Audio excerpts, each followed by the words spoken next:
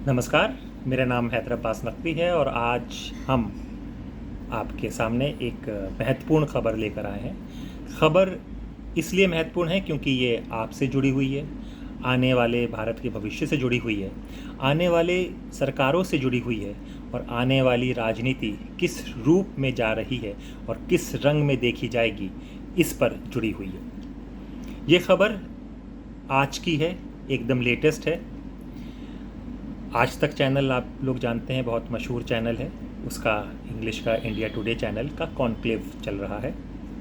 उस कॉन्क्लेव में आज तक के मशहूर एंकर जाने पहचाने राहुल कंवल जी उस पैनल का डिस्कशन कर रहे हैं, जिसके बारे में मैं आपको बताने जा रहा हूं। राहुल कंवल जी काफ़ी अच्छे, सूझबूझ और समझदार एंकर माने जाते हैं। आज के दौर के अंग्रेज़ी भाषा से ज़्यादा ताल्लुक़ रखते हैं, पर हिंदी की भी रिपोर्टिंग करते हैं। जी से उनका करियर शुरू हुआ था और फिर एज ए रिपोर्टर और बढ़ते बढ़ते वो एक सीनियर पद पर आज तक में हैं। उन्होंने कई महत्वपूर्ण और इम्पॉर्टेंट एंकरिंग की हैं, रिपोर्टिंग की है, जिसमें से एक ख़ास रिपोर्टिंग है वो जो पूरा देश जिसको याद रखेगा और उनका धन्यवाद देता है कि इस तरह की उन्होंने बात बताई कि जानवरों का उन्होंने पक्ष लिया। वो अनंत अंबानी यानी कि अंबानी जी के छोटे बेटे की शादी में गए थे, जहाँ पर सारे लोगों को बुलाया गया था। वहाँ पर उनको पता चला कि अनंत अंबानी हाथियों को पालते हैं और हाथियों का देखभाल करते हैं, तो वो हाथियों को देखने गए और किस तरह से उनकी देखभाल करती है उस पर उन्होंने बड़ी ख़ास रिपोर्टिंग की। हाथी के लिए जो खिचड़ी बनती है, वो खिचड़ी जो हाथी खाता है, उस खिचड़ी को उन्होंने खुद खाया और ख़ुद खाकर बताया कि ये एकदम बेहतरीन, बढ़िया, लजीज खिचड़ी है जिसका कोई भी जवाब नहीं।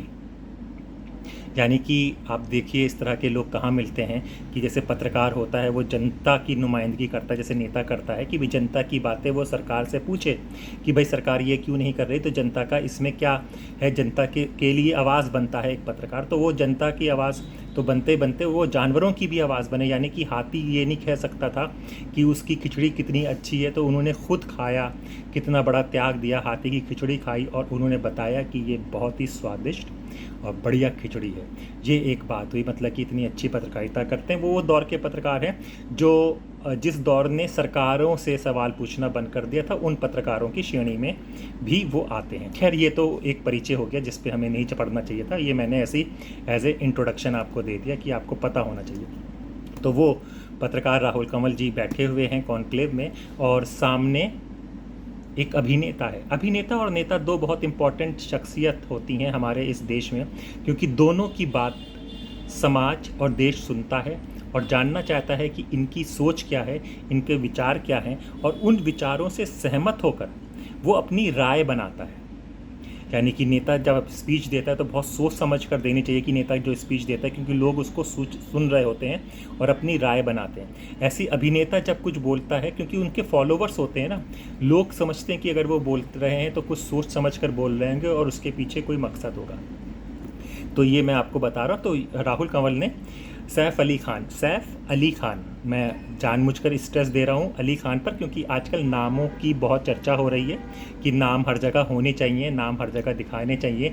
यानी कि अभी एक मंत्री यूपी की गुलाब देवी ने ये भी कहा है कि बैंड जो शादी ब्याह में बैंड बजाते हैं तो उनको भी अपने नाम और अपनी जात, अपनी कास्ट बतानी चाहिए। तो इसलिए मैंने कर रहा हूँ सैफ अली खान जो अभिनेता हैं, मंसूर अली खान पटौदी जो भारत की क्रिकेट टीम के कैप्टन भी रहे हैं और बहुत शानदार बल्लेबाज के रूप में जाने जाते हैं, और शर्मिला टैगोर जो अभिनेत्री रही हैं, उनके पुत्र हैं। उन्होंने दूसरी शादी करीना कपूर से की है और करीना कपूर की शादी के बाद जब उनका बच्चा हुआ तैमूर, जिसका नाम रखा गया, उसमें भी एक विवाद बहुत बड़ा जुड़ गया। लोगों ने कहा कि तैमूर क्यों रखा गया है नाम, और इस पर काफ़ी चर्चा हुई और देश का पूरा मीडिया इस पर डिस्कशन चलता रहा 1 आध महीने कि तैमूर क्यों रखा गया नाम, तैमूर नाम नहीं होना चाहिए था, जिस पर बहुत नाराज़ होकर ऋषि कपूर ने इसका जवाब भी दिया था। तो ये मैं एक थोड़ा सा परिचय दे रहा हूँ क्योंकि बात हम बहुत इम्पॉर्टेंट करने जा रहे हैं। तो राहुल कंवल पर हम वापस आते हैं। राहुल कंवर ने सैफ अली खान से पूछा कि आपको सबसे अच्छा नेता कौन लगता है। सवालों को सुनिएगा। आपको सबसे अच्छा नेता कौन लगता है। सैफ अली खान अभिनेता हैं, समझ गए कि ये तीर छोड़ा गया है, कुछ जानने के लिए पत्रकार ने अपना चारा फेंका है। उन्होंने कहा, मुझको सबसे अच्छा नेता वो लगता है जो बहादुर हो, ब्रेव हो। एक बॉल दी गई, उस पे उन्होंने एक शॉट खेला कि वो नेता लगता है जो बहादुर हो। अब राहुल कमल, जिनका मैंने सारा आपका अनुभव बताया, उन्होंने दूसरा सवाल पूछा, बहादुर नेता यानी कि आप किसे कह रहे हैं, किसे कह सकते हैं, राहुल मोदी जी या फिर महाराष्ट्र के जो नेता हैं उनको। उन्होंने फिर अपना सवाल फेंका सैफ अली खान को।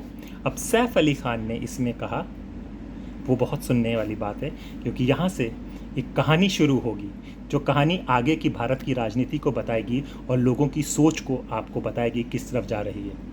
उन्होंने कहा कि राहुल गांधी ब्रेव दिखते हैं, जिस तरह से उन्होंने आने वाले आए दिन अपने इन कुछ दिनों में, अपने कुछ सालों में जिस तरह से काम किया है। अब ये बहुत बड़ी बात है क्योंकि ये समाज, ये देश 2014 से कुछ सालों तक राहुल गांधी को पप्पू कहता था। हर तरह से उनके मजाक बनते थे, हर तरह से उन पे चुटकुले आते थे, लेकिन ये पप्पू से पावरफुल मैन बनने की कहानी ये देश याद रखेगा। ये बदलाव की कहानी है, ये एक नेता की कहानी है जो एक सिल्वर स्पून लेकर पैदा हुआ था गोल्डन ज़िंदगी जीने के लिए, लेकिन उसने संघर्ष किया, मोहब्बत की दुकान की एक बात कही और एक सफ़र किया, एक यात्रा किया, लोगों से जुड़ता गया। आए दिन हम उनके वीडियो देखते हैं, कभी वो बाइक वाले के साथ होते हैं, कभी उसके साथ, और उनसे जो लोग जो जुड़ते हैं उनके चेहरों पर असली खुशी होती है। तो ये एक पावरफुल नेता की छवि जो बनकर आ रही है, जिसमें राहुल गांधी आ रहे हैं। मैं आपको बताता हूँ कि राहुल गांधी की क्या इम्पोर्टेंट नहीं देखी गई है। ये मेरे साथ में किताब है जिसे मिनाज मर्चेंट ने लिखा हुआ है, मोदी चुनौती 2014 की भारतीय राजनीति की अग्नि परीक्षा, मिनहास मर्चेंट, हिंदी एडिशन है ये। मिनहास मर्चेंट काफ़ी अच्छे लेखकों और उसमें आते हैं, तो उन्होंने भी राहुल गांधी को कोई ज़्यादा तवज्जो यानी कि कोई बड़ी चुनौती नहीं बताई गई थी मोदी जी के लिए।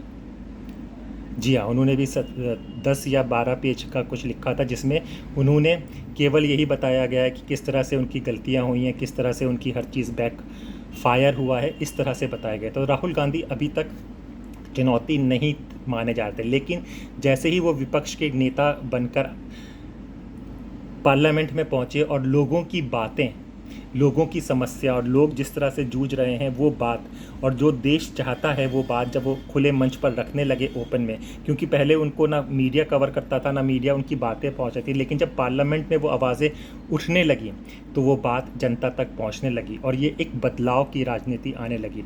यानी कि एक बहादुर नेता ही लोगों को चाहिए होता है। हमारे देश में बहादुर लोगों की ही कदर होती है।